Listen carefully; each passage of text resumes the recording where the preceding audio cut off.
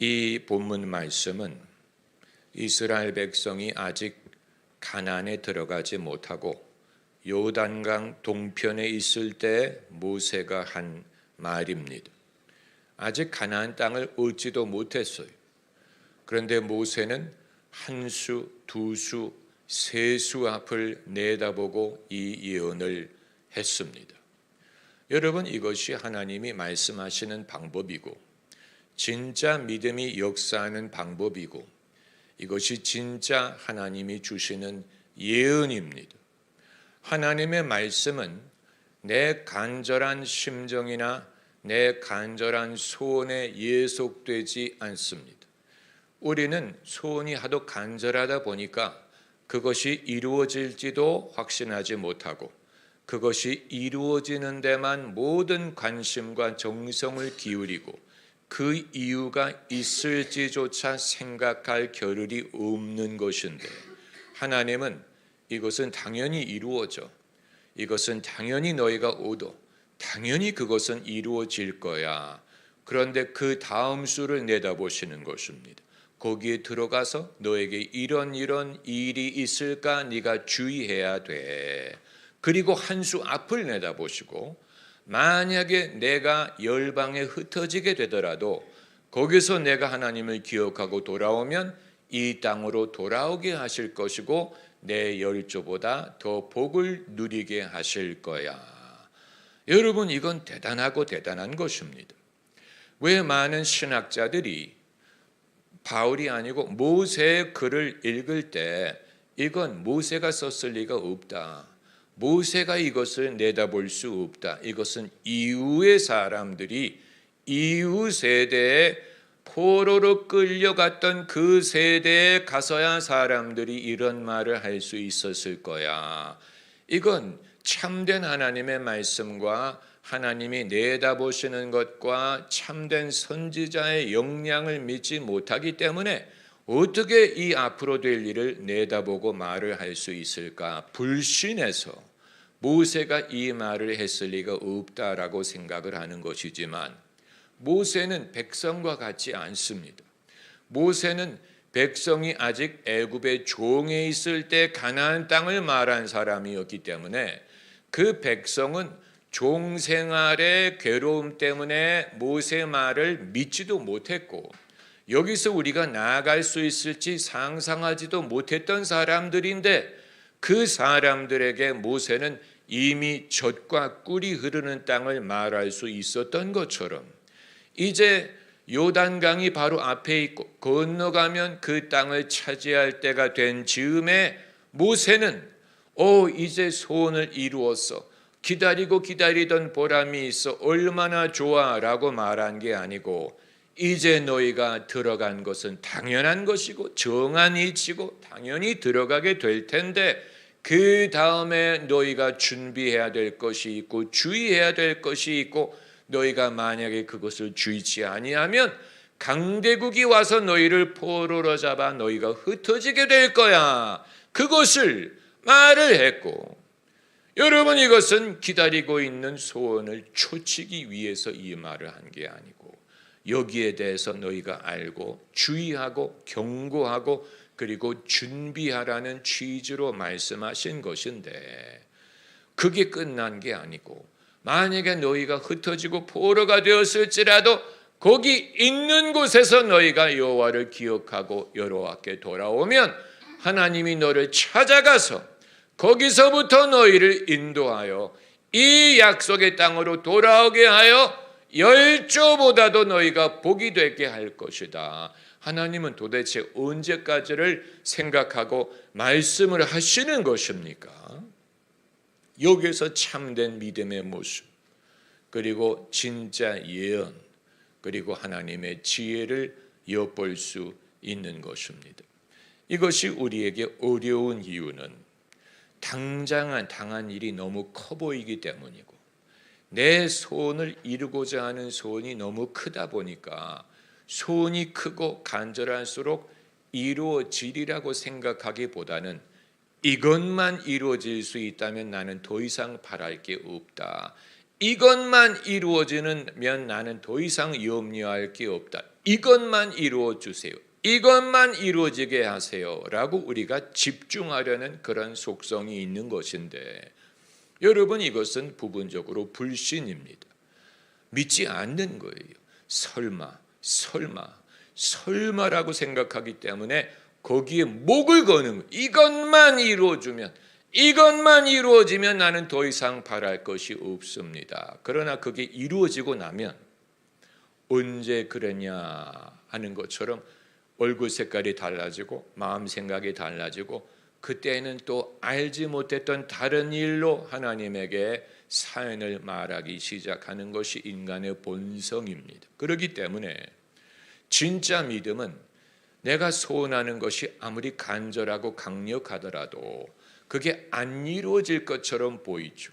설마 이것만 이루어지면 내가 소원이 없을 텐데, 그런데 믿음으로 구하는 사람은 하나님이 이루어 주실 것을 믿고 당연지사고 그 이후를 준비할 수 있는 것이 진짜 믿음이고 지혜예요. 여러분, 선녀와 나무꾼의 이야기에 이 나무꾼이 선녀가 너무 예뻐서 선녀와 결혼만 할 수 있다면 더 이상 염려할 게 없다라고 생각을 했을지라도 누군가가 경고하지 않습니까? 결혼을 하게 될 텐데, 결혼을 하더라도 애 셋을 낳기 전까지는 선녀 옷을 돌려주지 말아라. 그런데 이 나무꾼이 그것을 제대로 듣지도 않죠. 그래서 결혼하고 나니까 아내가 옷을 돌려달라고 하니까 덥석 돌려주잖아요. 그랬더니 이 선녀가 어떻게 합니까? 애 둘을 데리고 하늘로 올라가 버렸어. 친정으로 돌아가 버렸어. 이렇게 될 줄 몰랐죠. 이렇게 될 줄 알았더라면 애 셋을 낳기 전에는 옷을 돌려주지 말라는 말을 진지하게 들었을 텐데, 이것이 우리가 소원을 이루는 데만 급급하다 보면 소원을 이룬 후에 일어날 일에 대해서는 아예 신경도 쓰지 않고 관심도 없고, 그건 그때 가서 염려하면 되겠지, 내일 일을 염려하지 말라고 했으니 그건 그때 가서 염려하면 되겠지, 맞는 말처럼 들리는데, 문제는 그때가 되면 어떻게 대처할지를 모르고 준비되지 않고, 그리고 이 당황스러움과 괴로움이 너무 크기 때문에 소원을 이루었다는 기쁨은 사라져버리고 만다는 사실이에요. 그리고 그때 가서 어떻게 대처할지를 알지 못하고 당황하고, 하나님이 나를 실망시켰나, 내가 속았나, 이런 식으로 생각을 할 수 있다는 사실이에요. 대부분의 사람들이 이 함정에 빠집니다. 이 부분에 있어서 우리가 믿음이 아니면 지혜를 얻을 수가 없어요. 2차 대전에 영국이 혼자 나치 독일과 맞서 싸울 때가 있었어요. 미국은 아직 참전하기 전이고 진주만 공격이 이루어지기 이전이에요. 프랑스는 넘어갔고 이탈리아는 독일 편이고 베넬룩스도 넘어갔고, 혼자 영국이 나치 독일과 맞서 싸울 때 영국 국민의 소원은 이 전쟁에서 이기기만 할 수 있다면 소원이 없겠다. 미국이 빨리 도와줘서, 미국이 빨리 참전해서 나치 독일과 싸워 이기게 해주면 그 이외에는 소원이 없었을 거예요. 그런데 미국이 참전하고 소련도 잘 싸우고 해서 이겼어요. 소원을 이루었어요. 그런데 소원을 이루고 나니까 이전에 생각하지 못했던 문제들이 기다리고 있었던 거예요. 첫째는 너무 비용이 많이 들었어요. 대들보가 다 무너졌어요. 영국이 너무 빚을 많이 졌어요. 전쟁을 치르나 빚을 많이 졌어요. 그리고 전쟁이 끝나고 나니까 미국은 더 이상 대영 제국이 아니고 더 이상 그 엠파이어를 유지하지 못하고 작은 나라로 변신을 하고, 영국이 누렸던 지배력을 누가 가져가 버렸습니까? 미국이 가져가 버리고 소련이 가져가 버린 거예요. 이 상황에 대하여 영국 사람들은 미처 준비할 겨를이 없었어요. 그냥 이기게만 해달라. 이기기만 하면 소원이 없겠다. 이겼어요.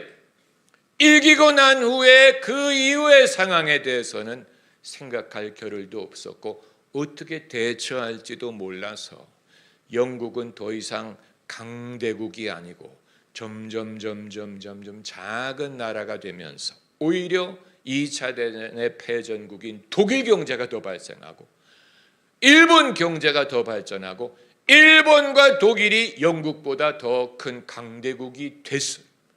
이러니 소원을 이루는 데에 초점을 맞췄는데 소원만 이루면 더 이상 바랄 게 없어.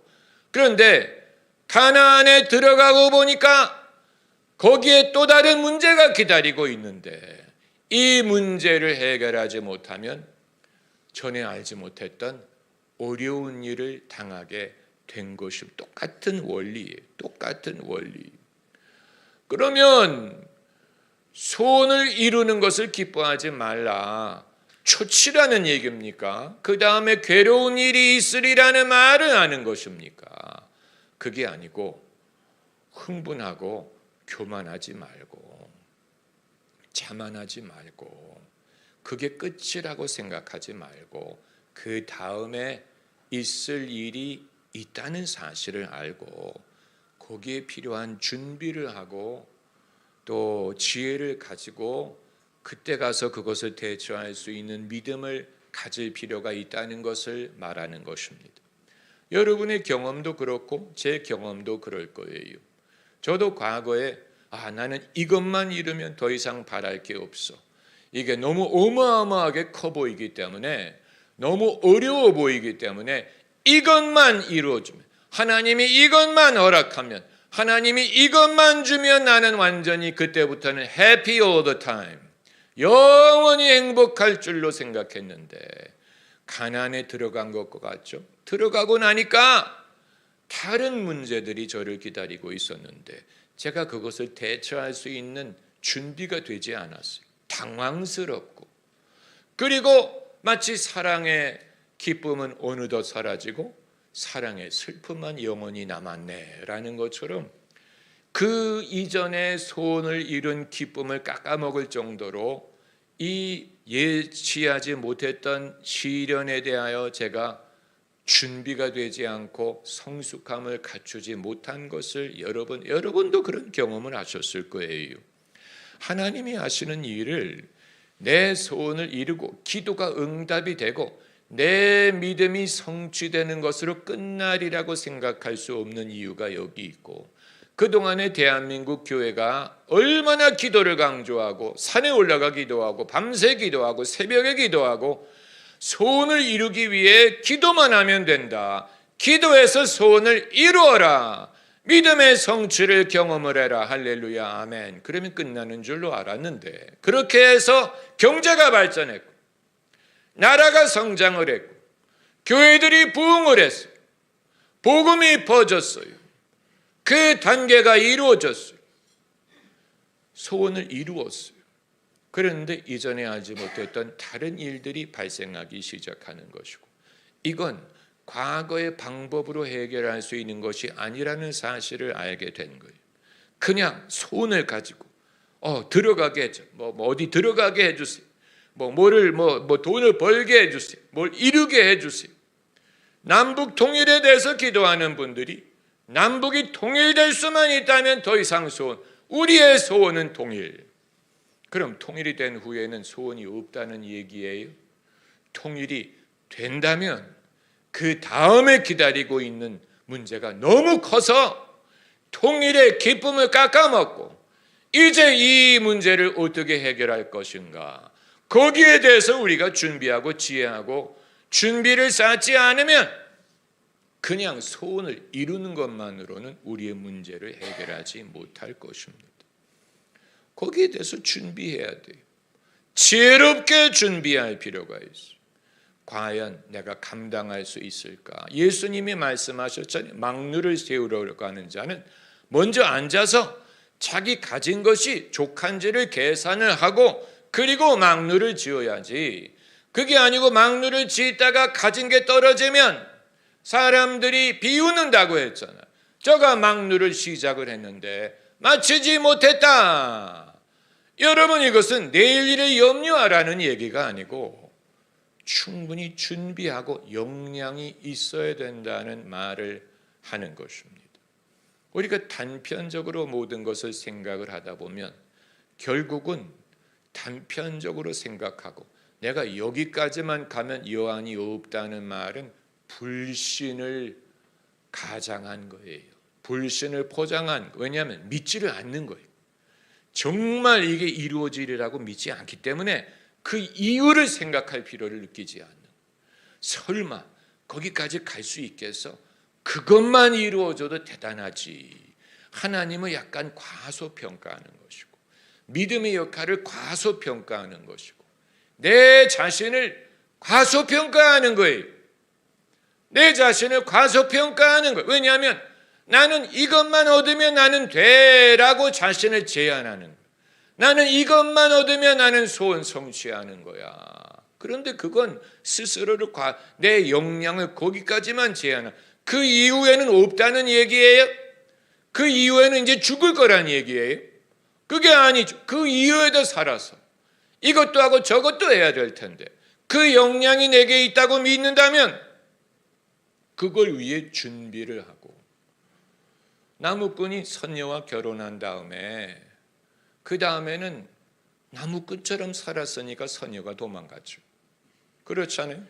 선녀에게 장가를 갔으면 선녀처럼 대우를 해줄 준비가 돼 있어야 되는데 소원을 이룬 다음에는 이제 내가 여한이 없어 라고 평소에 살던 대로 나무꾼처럼 대하니까 선녀가 거기 익숙하지가 않잖아요. 그러니까 친정만 생각하고 기회만 되면 올라가려고 하죠.